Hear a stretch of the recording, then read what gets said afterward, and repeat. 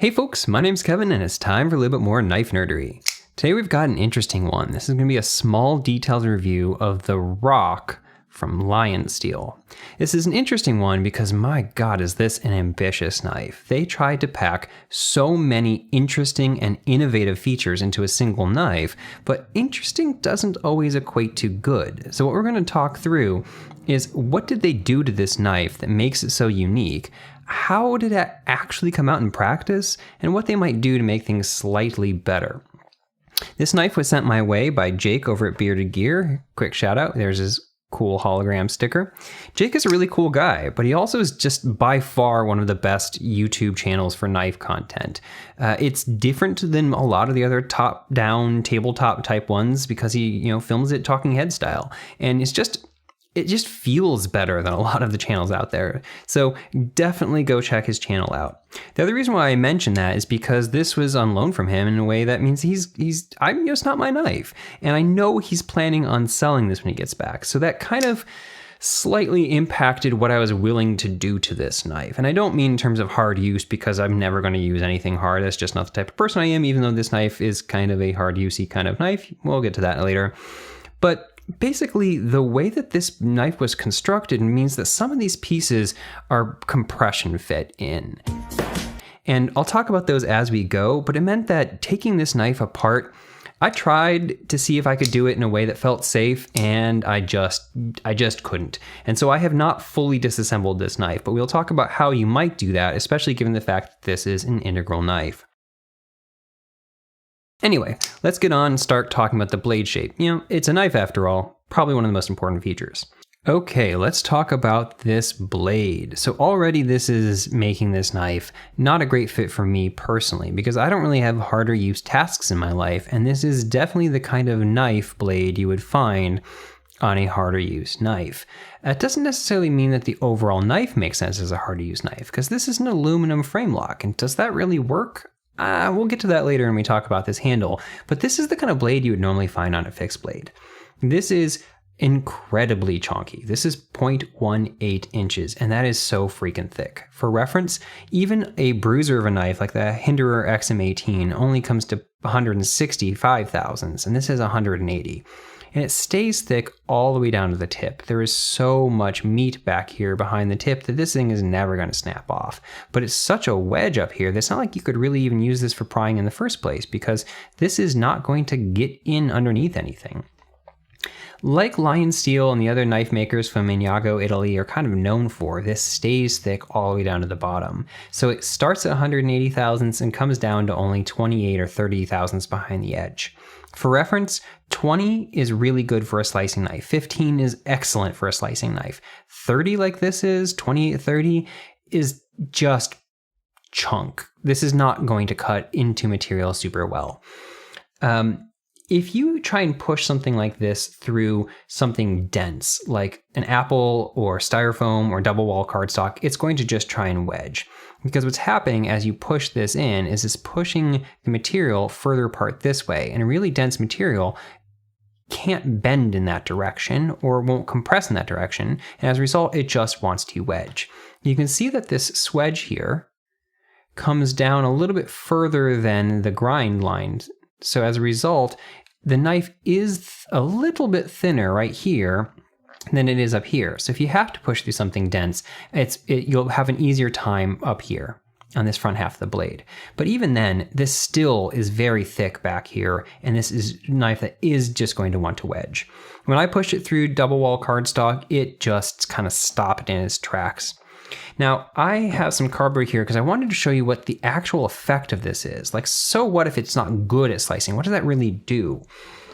And so what I have here is some cardstock that is reasonably thin. Cardstock, I always call this cardstock. Some cardboard, it's reasonably thin, but it's densely packed. And so as a result, this is really like firm, hard, rigid material. And I cut through this piece right here with two different knives. One half is cut with this knife, and the other half is cut with this, the TRM Shadow. And the TRM Shadow and the R.O.K have incredibly similar heights of blades. They have incredibly similar heights of grinds. And so the big difference between these is the thickness of the blade, both at the top and at the bottom. So the shadow is literally half as thick. This is 0.09 and this is 0.18. And then down here, this is about 20 thousandths and this is about 30 thousandths behind the edge. You can see that the side that I cut with the shadow is first and foremost perfectly straight. That means I was able to cut down because I was just pushing straight down. I was able to cut in a straight line without it kind of curving to one side or the other. The next thing you'll notice is that it's very clean. So there's no rough edge here. That's going to be a measure of mostly the difference between the entry point sharpness of the edge. And yes, this shadow just has a sharper edge on it. The next thing you're going to notice is that this is really straight in this direction. What I mean is that it's like a 90-degree angle coming off here and down. And so the cardboard was able to stay like this as I cut through and didn't try and warp to either side. By comparison, this side was cut by the R.O.K. And what we have here first is a really jagged edge. Oh, actually first we have it came to an angle. I had so much resistance when I cut that I had to push more, and that made it harder for me to push straight down, and the knife started kind of going off to the side. And so this first and foremost cuts an angle. Then we have this really jagged bit, and part of that is the fact that the blade, the actual apex here, is just not as sharp. But actually the reason why we're getting this kind of ripping thing going on here is because of this incredibly thick blade stock.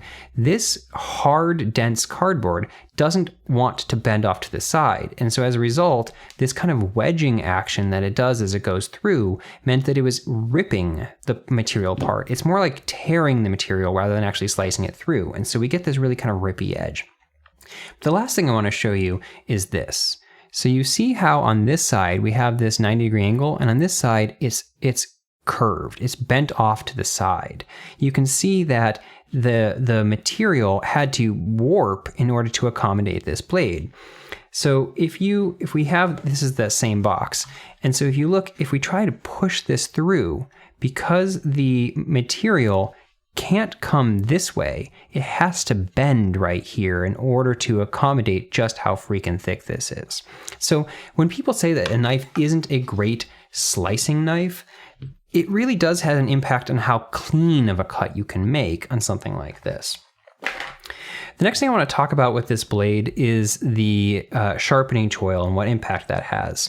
So the sharpening choil looks pretty good from this dimension. It comes up pretty high, but we can see back here that the plunge grind, the grind that takes it from the full thickness down to the thinness behind the edge, is pretty slow. It doesn't reach full thickness until right here at the edge. And what that means is that as you sharpen up this, the end here is going to get thicker and thicker and thicker as we raise up this line. Now, what that normally results in is a little smile where the bevel gets taller and taller and taller as it tries to match that thicker material. Because if your bevel edge stays consistent, the thicker your blade stock becomes, then the longer this bevel length becomes. Now, what's interesting right off the bat is that we see on this particular knife already that the state that it's in, the line does not swoop up at the end.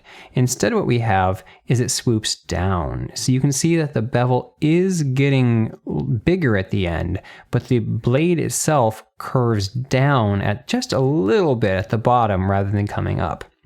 That's this kind of thing that you can sharpen out if you want, but it might be even a cosmetic choice to kind of make this line as it shines seem more straight instead of curving up at the end. The last thing I want to talk about with the blade is that they did an interesting thing right off the bat by putting the like maker's mark and whatnot up here on the swedge. I don't think I've ever seen anyone else do that, and so it's interesting that they did that. I don't think that's necessarily good or bad, but it's novel. You can see that this knife was designed by Molletta. That's the nickname that Michel Pensato goes by.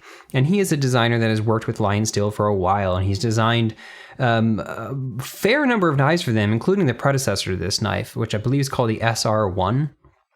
And so this definitely looks like a Molletta knife, and we'll see that in a lot of other elements as we go through. The last thing I want to talk about the blade is where this jimping is. When I'm holding this knife, if I'm holding it in canted forward like this, then my thumb does hit this. But if I'm holding it a little bit turned back this way, like I kind of more like I would in a hammer grip, my thumb goes right past that.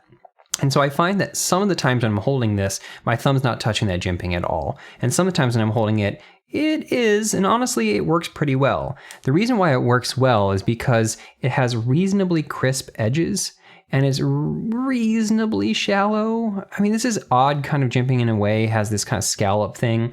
But what it means is that I'm able to push down on this in a way that doesn't hurt, but those sharp edges do catch my finger, and so it does provide traction.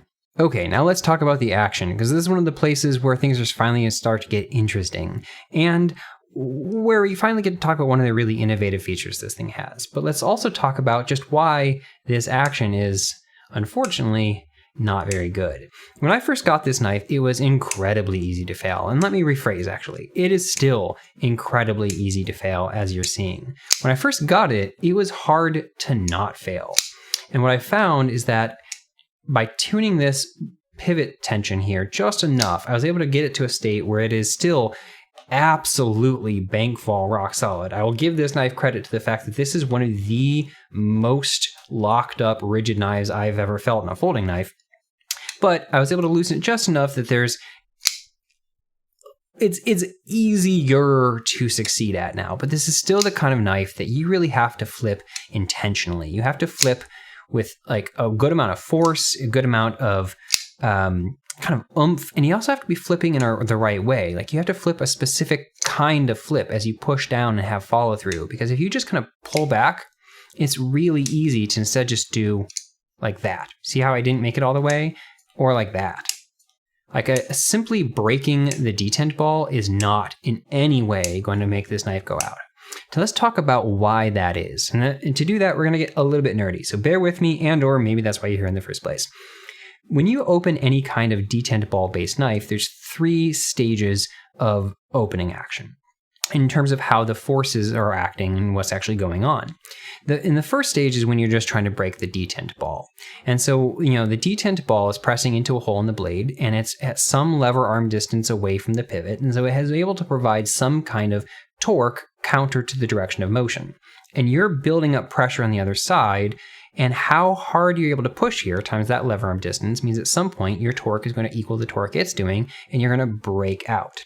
And this stage here, this first stage, is equivalent to kind of slamming on the gas pedal in your car. And how much force you have to push in order to finally break that detent is equivalent to how far down the gas pedal goes. The second stage is once you've broken that detent ball, and while you're still making contact with the flipper tab. So in this phase, you are accelerating the blade forward. And that's kind of like holding the gas pedal down and making your car accelerate faster and faster and faster. You're making the blade accelerate faster and faster and faster. The third stage is when you're no longer able to touch this flipper tab. And now the blade is just traveling on its own. And that's equivalent to letting off the gas and letting your car just coast.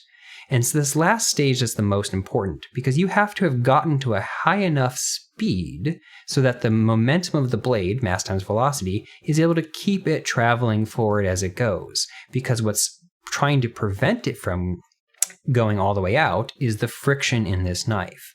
And so you can make a knife flip out all the way by either making the overall force so strong that the blade goes so fast, so a really, really hard detent, or by making the friction that would slow it down so light that it doesn't need a whole lot of speed in order to keep going.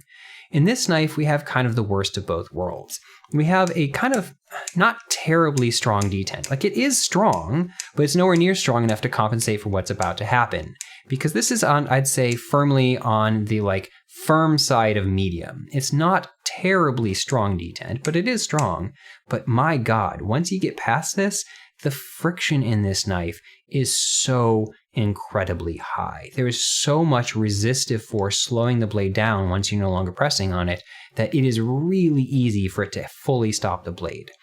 That friction comes from 3 different places in a knife like this. There's the pivot tension, there's the whatever is trying to slide. In this case, it's bearings, and bearings significantly reduce this category because bearings are rolling friction, and that's really, really low. If this was a phosphor bronze knife, then this would be the friction of the phosphor bronze sliding against the blade.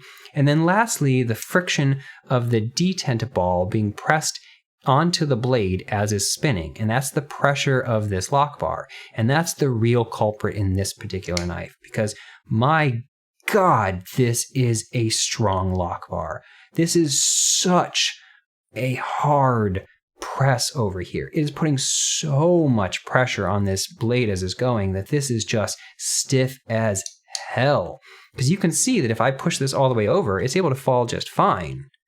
It's the moment that blade, the moment I'm letting go of that this is like, ooh, you can really feel it. So the result is that just no matter how good this was shaped, no matter how well they designed this flipper tab, this is always going to have a lot of friction to overcome in order to open fully. But they're not doing themselves any favors with this flipper tab either. This flipper tab is one of the places where this knife finally starts to get innovative, but we'll talk about that aspect of it in a moment. First, we're going to talk about how this operates as an actual flipper tab and how that affects the action we just talked about a moment ago. Surely, the really short versions of this flipper tab is just awful. I absolutely hate it. But from a design perspective, why is that? It kind of does 4 main things wrong. The first is that it's really long. The second is that it has this corner back here. The third is that it's kind of set down below the pivot line. And the fourth is that it has absolutely no jimping on it. And all 4 of those things work together to kind of make it really bad at that second stage of deployment, the most important part here, where you're accelerating the blade. Those 4 things make it difficult to maintain good, forceful contact on this flipper tab as it is swinging out and speeding up. You might think that the longer the flipper tab, the better. You're trying to get a large amount of torque to spin the blade out. And so since torque is force times lever arm distance, you'd think more lever arm means more torque for the same amount of force, more torque, more better. The reality, though, is that a long flipper arm makes it difficult to maintain contact as you're going down. The reason is because the longer this flipper arm is, the faster the tip of it moves down this path and the further distance that path is.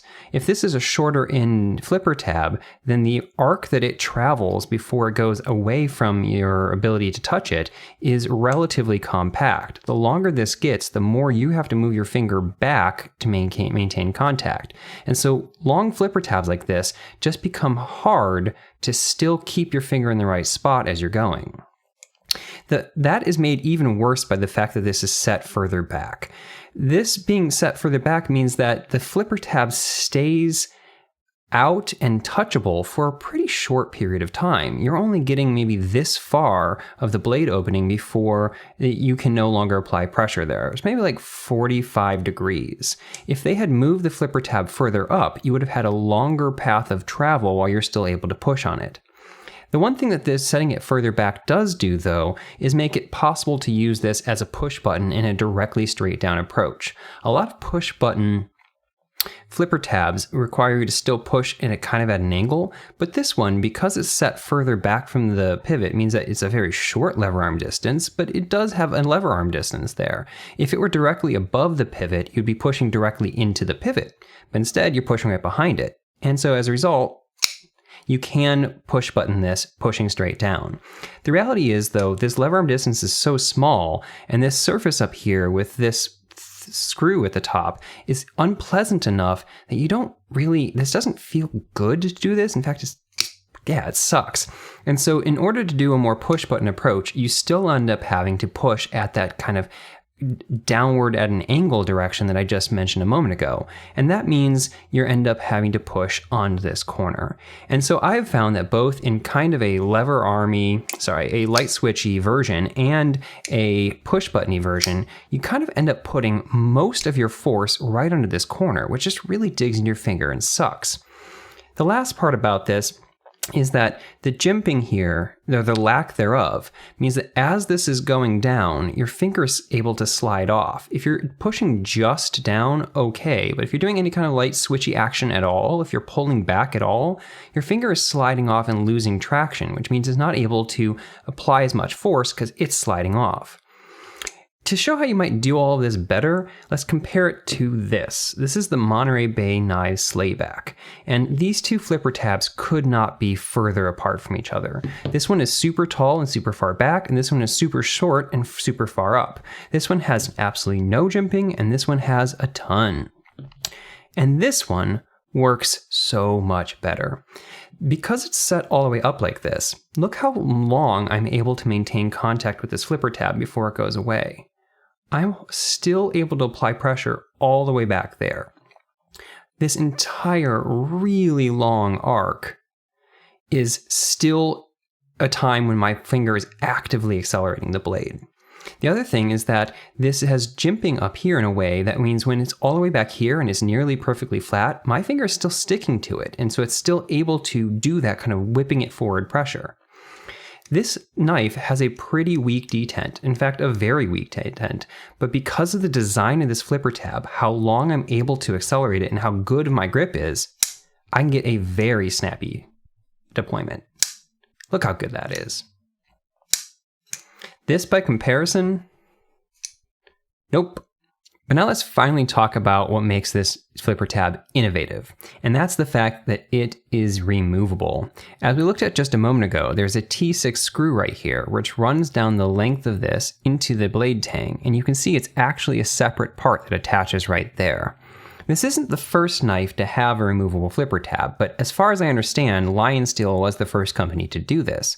I think the first time it showed up was in 2015 on their knife called the TRE, which stood for a 3 rapid exchange. The premise there is that there were 3 different ways of opening the knife, and you could easily switch between them. It had a removable flipper tab. It also had a removable thumb disc, kind of thumb stud action type moment.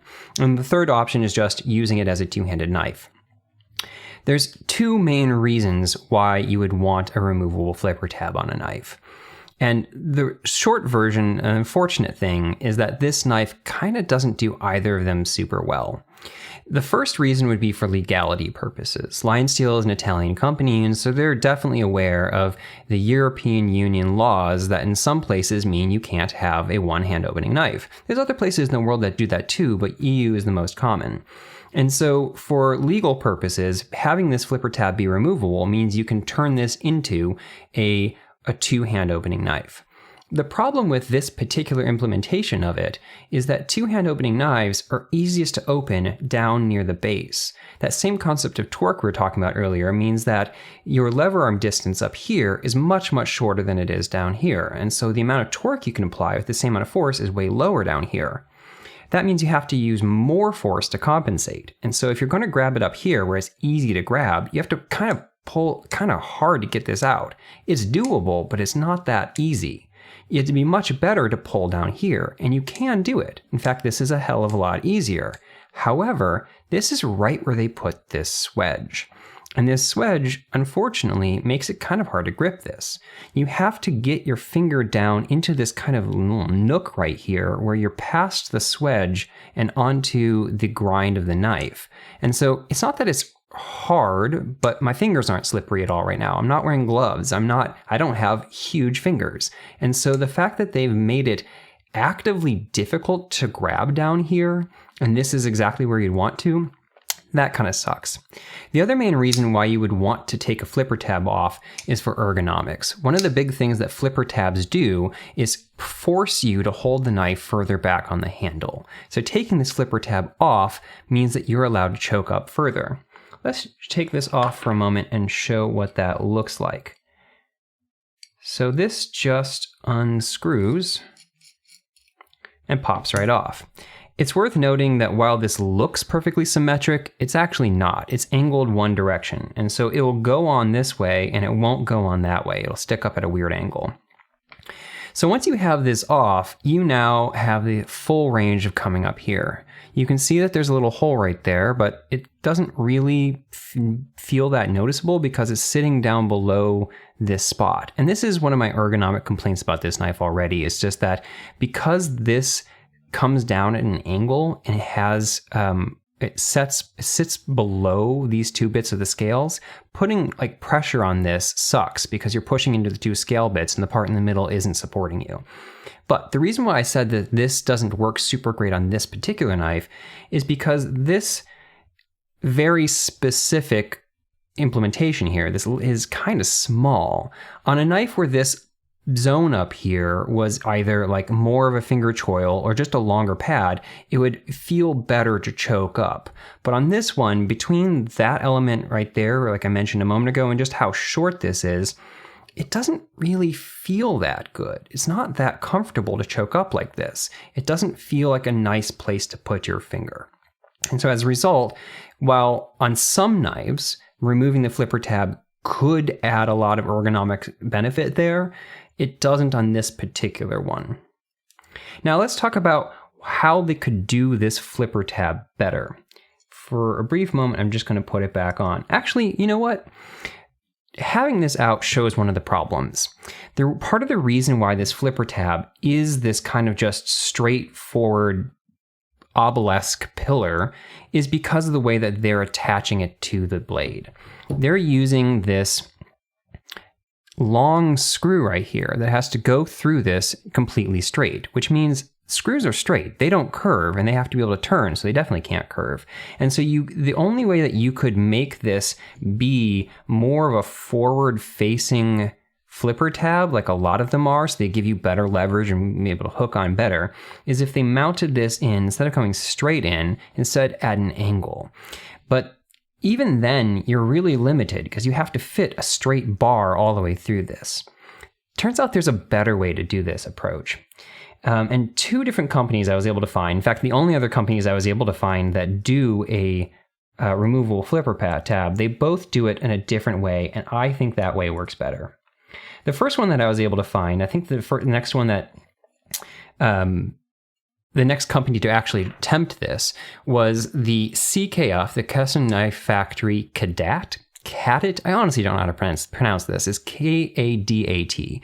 And that knife is itself already a knife that's doing a whole bunch of weird things. I'd love to check one out. If anyone has one they want to lend my way, hit me up. But they attach the knife, the flipper tab, instead of from the top, they attach it from the side.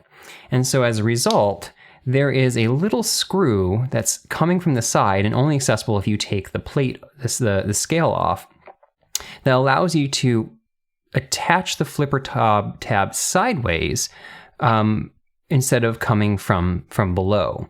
And the result of that is that the flipper tab itself can be shaped like absolutely anything. It could be any kind of flipper tab at all, any size, any shape, any amount of jimping, and it doesn't matter because the attachment point is internal to the knife. A one-upped version of that, the next company and only other company I was able to find it, and I think the company that does this technique the best is Kaiser. I think the horn came out in 2021. I think it's a new knife this year. I could be wrong about that, but that's when I first was able to find stuff about it. And the Kaiser horn does a very similar thing where they have the screw coming from the side, but they actually introduce a hole in the scale of the knife right here that allows you to access that screw quickly and easily. I will pop in a video here of Neve's Knives video talking where they show how to remove that flipper tab because I think it's really informative. And if, by the way, if you haven't checked out Neve's Knives channel, it's one of my absolute favorite channels. Jared is amazing. Yeah, go check it out. And look how easy this is. It's so easy to take off. Now, I made sure the last time I took it off, I did put Loctite on it. And the screw pops out. And voila. So as you can see, that flipper tab not only comes off and easily, but it can also be shaped like however you want. And because of the way that they've done that there, the Kaiser horn also has jimping underneath the flipper tab, which means that when it's fully open, they've taken thought into how your finger is going to contact down below here and made it so that it still works well. Now let's talk about the closing action on this knife, because it's another spot where they could have done a lot better. As we mentioned earlier, this lock bar is just extremely firm, and that means that we're certainly not going to have drop shut action. But there's a couple other things going wrong here. One of them is how incredibly late this detent is.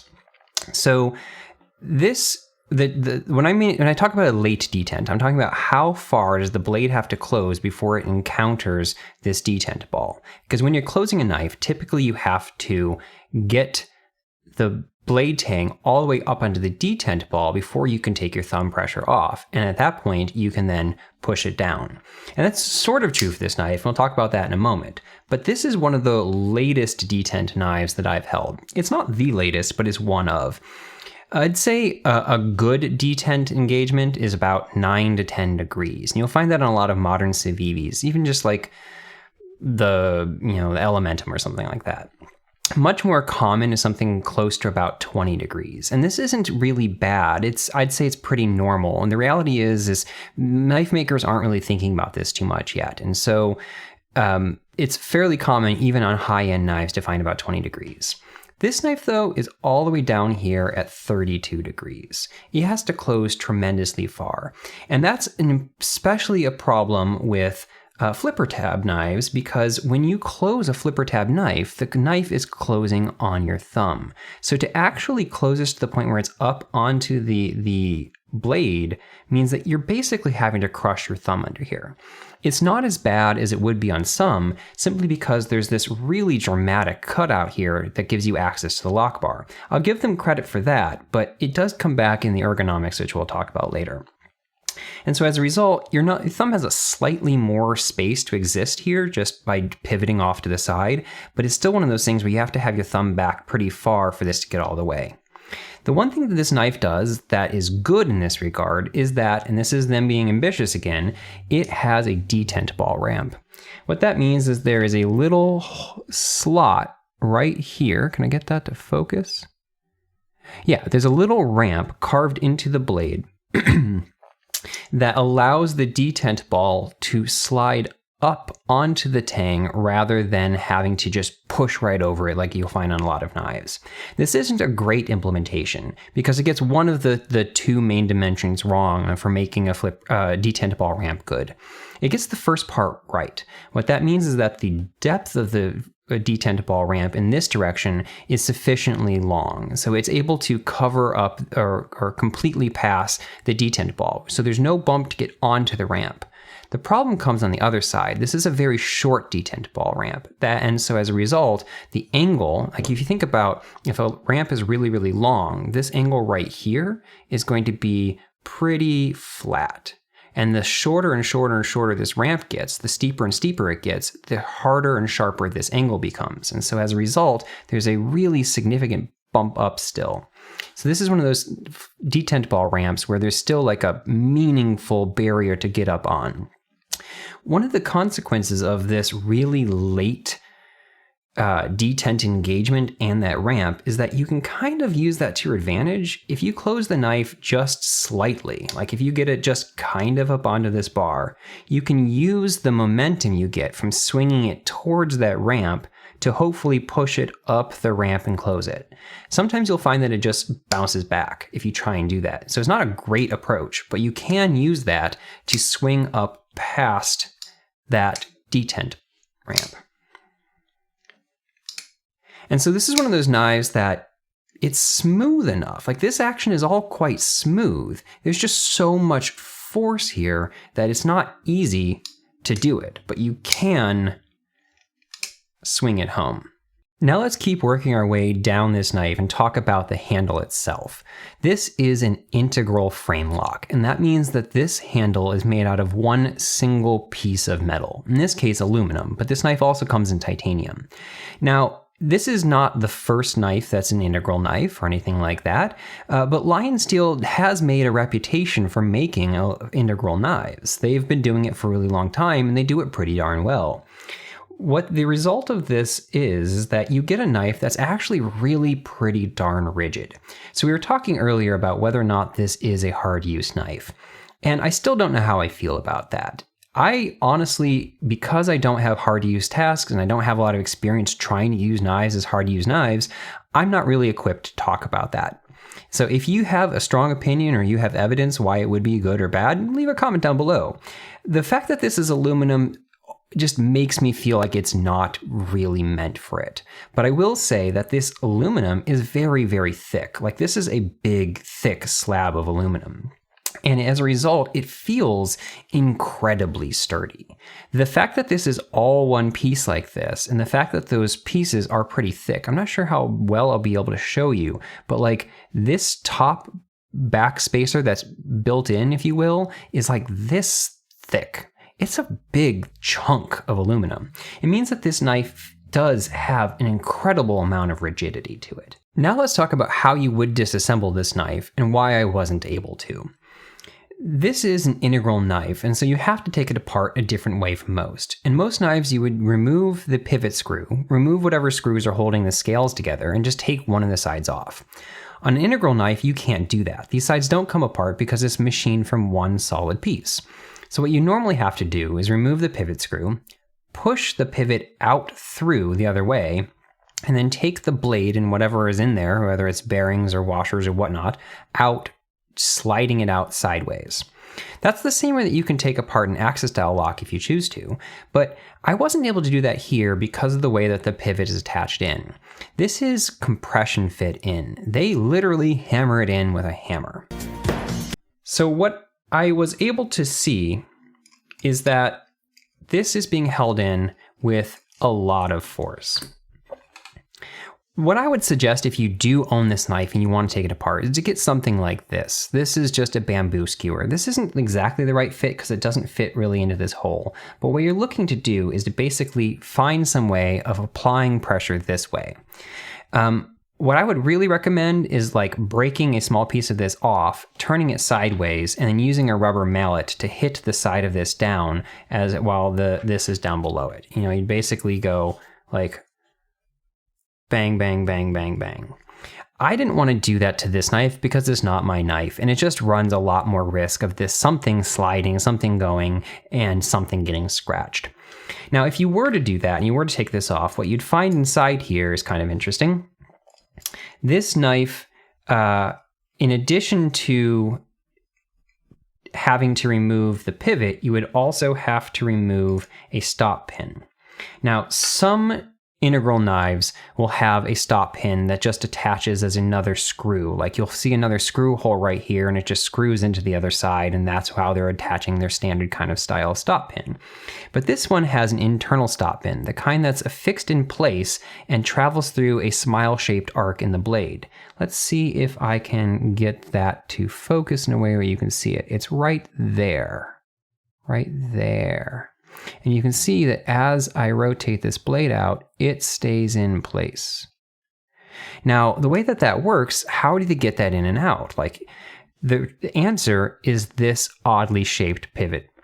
And that's why this is the weird shape that it is. The reason why it's not a circle like you normally have, because this is actually acting both as a pivot and as a blocker for that stop pin. That stop pin is right here, hiding underneath this front bit. So after you push this pivot out, you would then see this pivot, see that stop pin right here, and you'd have to kind of like knock it out of place. It might fall freely, it might not, I don't know. There's not really a good way to get at it, so hopefully it comes out freely. After you take that out, you would finally be able to remove this entire thing. And from the look of it, what I'm able to see is that there are ball bearings and that there is a steel washer on either side of those ball bearings. And so what you end up having here is a sandwich of items: a steel washer, a ball bearing, the blade, the ball bearing, a steel washer, and you have to pull those in and out together. That's the other reason why I didn't take this apart, even if this would come out easily. Because if you look at the way that they assemble this knife, which LionSTEEL is nice enough to show us, they have to wedge this open in order to get those in. What that means is that there is a certain amount of inward pressure coming from the scales themselves, or not scales, but the uniform body, that means that it's pressing in on those items, and it makes it really difficult to slide them in because there's force. It'd be a compression fit. So when they're building this in the factory, they use a wedge-shaped tool, which is wrapped in a way to make it not scratching, and it has a specific width to it to make it so that they bend this out just enough that they don't spring this, but provide enough of a gap here that they can slide this in one unit. And I don't have any kind of wedge-shaped tool that would fit that right. I could make one, but again, not my knife. I don't want to potentially break it. Let's move further back and talk about this, because this is another one of the things that they're doing that's really pretty cool. This is an over-travel stop that can also lock the lock bar in place. Now, an over-travel stop is some piece of metal that prevents the lock bar from being pushed past its flush point. Make it so that you can't accidentally overspring this leaf spring. Now, the way a lot of knives are doing it these days is by making the steel lock bar insert act as an over-travel stop as well. Not every knife has a steel lock bar insert, but aluminum frame knives certainly will, because aluminum is not a strong enough material to hold up to constantly engaging with a lock face on a blade. And so what a lot of companies will do is take this take this steel lock bar insert and just extend it down this direction, and it ends up hitting into the frame down here on this side. But one of the original ways that this was done was like this, by putting a piece of metal on the outside. I think Hinderer is the one that invented it, and you'll see that Hinderer does it on their knives the same kind of way, putting a circle on the outside there. But those circles only act as just that over-travel stop. This one's doing something additional that makes it lock it in place. It has this little dial right here that you can turn, and now it's locked. Now you can't open this up. This won't go anywhere. Now I'm going to say right off the bat, I don't know how necessary this is on this knife, because this is such a freaking hard lock bar that I can't imagine this opening up on accident. I just cannot fathom that. Especially if you're squeezing the knife, which is applying inward pressure on the frame. But let's talk about how they pulled this off, because it's kind of neat. So this is a T8 screw. Every single screw on this entire thing is a T8, except for these little guys, which you'll never take off, and this guy, which you may or may not ever take off. But this is just a T8 screw. Underneath, you will see there is a little Teflon washer that allows this to travel even when the screw is pressed down tight. And then if we pop this off, it's kind of compression fit in, but let's pry it. It comes off easily. What you'll see is another Teflon washer to make this move smoothly. Now this is a little piece of aluminum, and you can see that there is a groove cut out right here in the lock bar itself.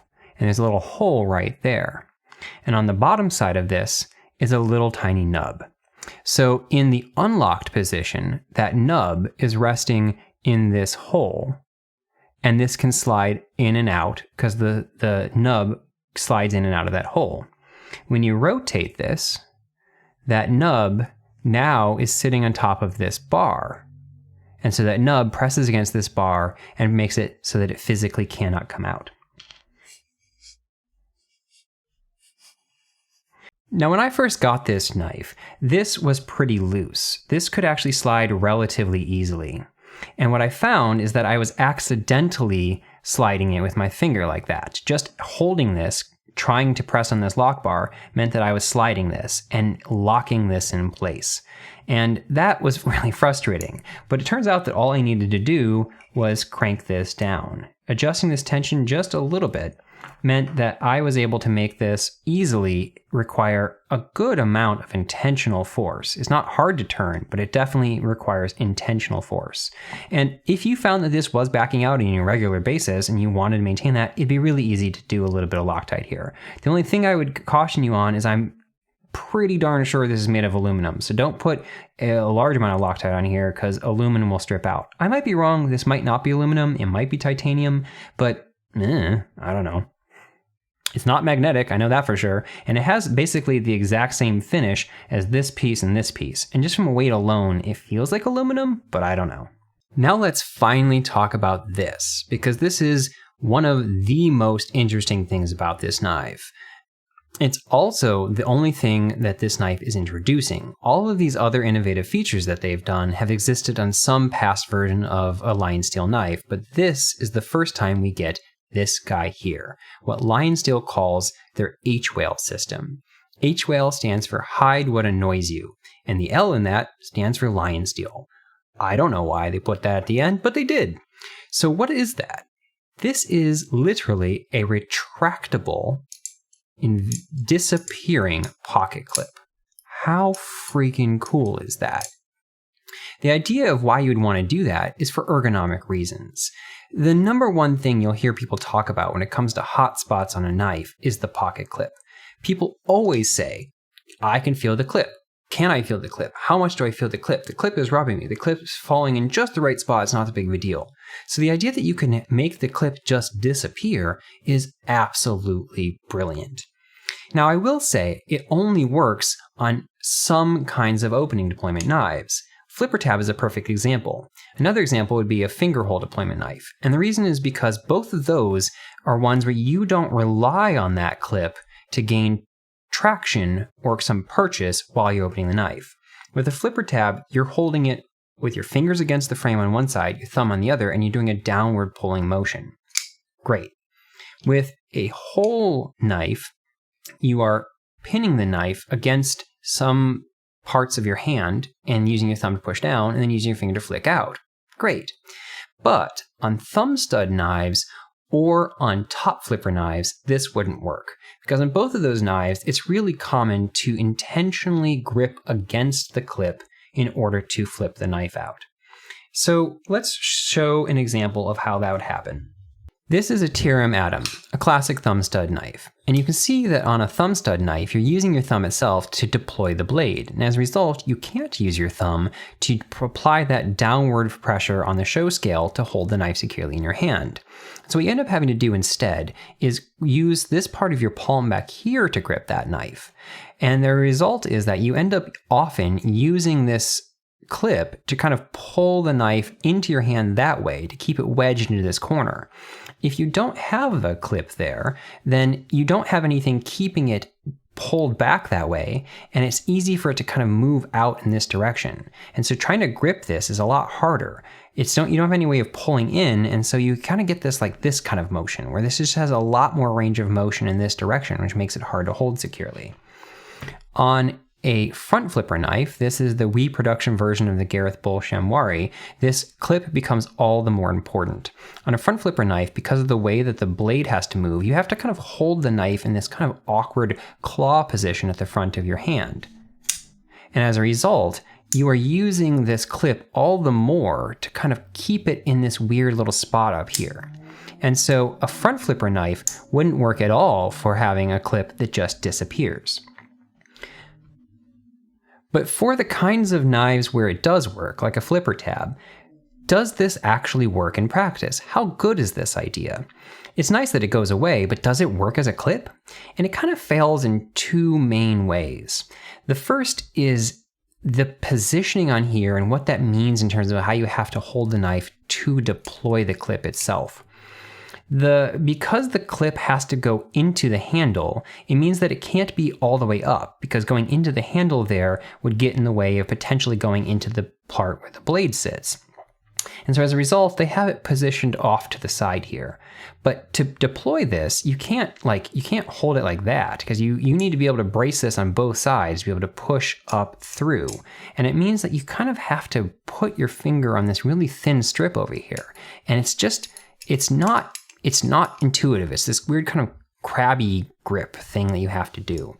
And so where most people are used to just kind of sliding this in and out of their pocket by just holding the knife, you kind of have to do this weird, awkward grip and extend it first. And it's just kind of awkward.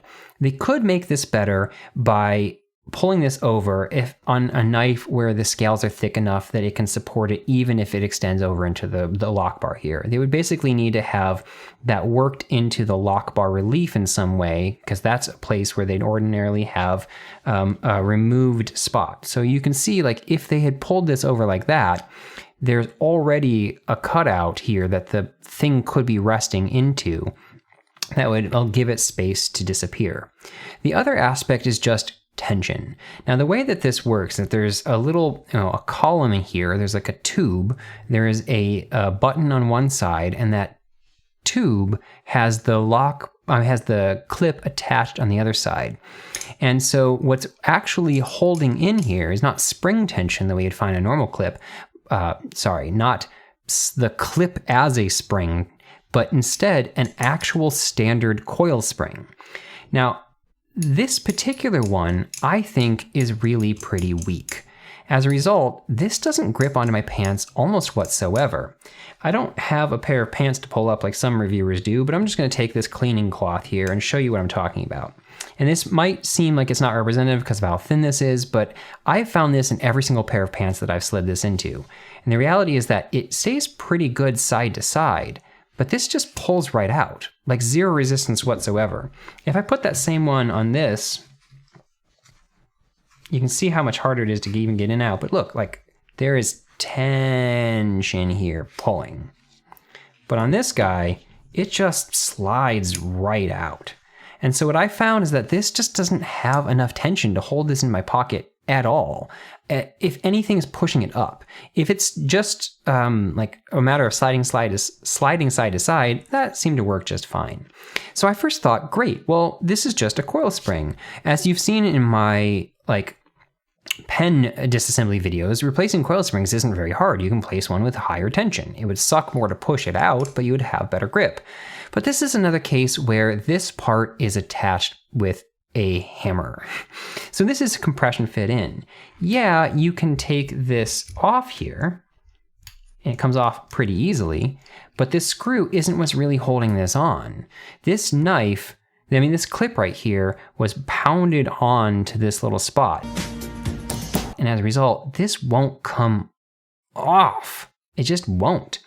And so even if you were to get this off, you'd still have to pop this thing out the other side. I'm not sure how that part will even come out.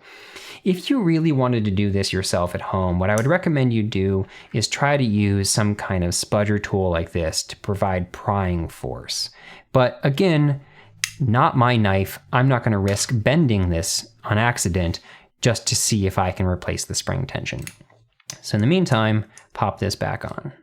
Now that we've talked about all the cool features of this knife, let's talk about how this handle actually is shaped, how it feels in hand, and what the finishing is like. Because some of the parts are good and some of those parts are bad.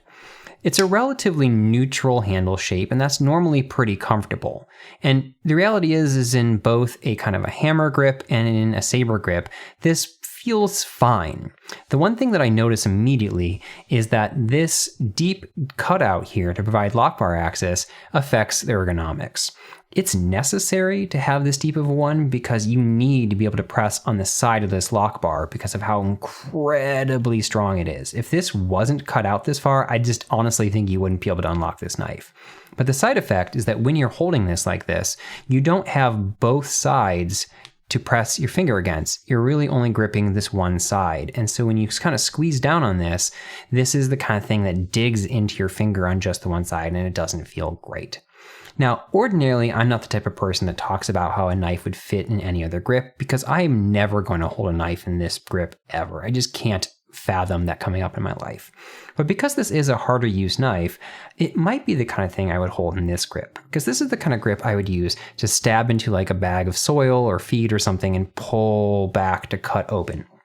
If I was using this in my backyard, that's probably a grip that would come up, and it unfortunately doesn't work. The way this wants to fit into my hand means that this is just digging right into my palm back here. This sharp corner is just as sharp on the handle down the way of holding it as it is when I'm trying to press on it as a flipper tab, and it just sucks. And so this feels terrible. But like I said, that doesn't come up very often, and this is fine. The actual finishing on this is interesting because stylistically, it's not my cup of tea. The kind of pseudo-knurling look here, the striping here, the very different striping here with this kind of curling look, it feels a little bit scattered and disoriented. And especially with how much is going on this side, it just feels busy. And so on the one hand, the actual milling is spectacular. Like, this is really well milled. But the pattern they chose, I think, looks kind of like, I don't know, a patchwork quilt. It doesn't really stylistically work nicely to my eye, but you might think this looks amazing. And like I said, the actual quality of the milling is great. They've also really been careful to think through chamfers. Every single little corner everywhere is rounded. Now, there's hard corners kind of structurally built into the knife, but the actual edges on everything are really well finished. And so this is the kind of milling that I assume must have taken a really long time to run. There's so many angles, so many dimensions, so many ways that they have shaped this and contoured this in little ways that this had to have taken forever. One of the last things I want to mention that I just find kind of odd is that the lockbar relief, the thing that makes it easier for the the lockbar to have spring tension, is cut on both sides.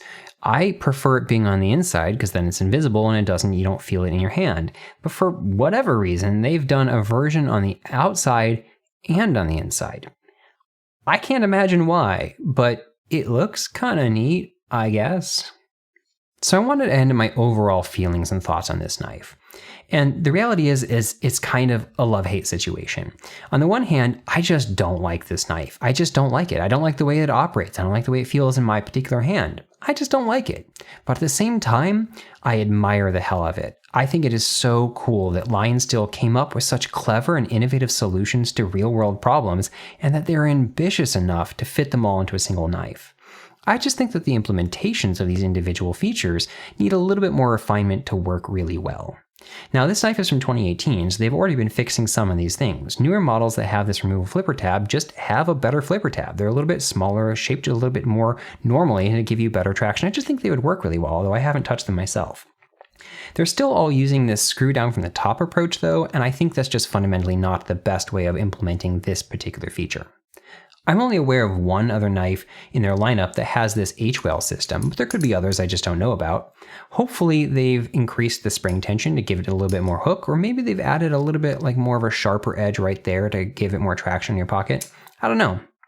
At the end of the day, this is a knife that I wouldn't buy, in large part because I just don't have uses for this kind of blade.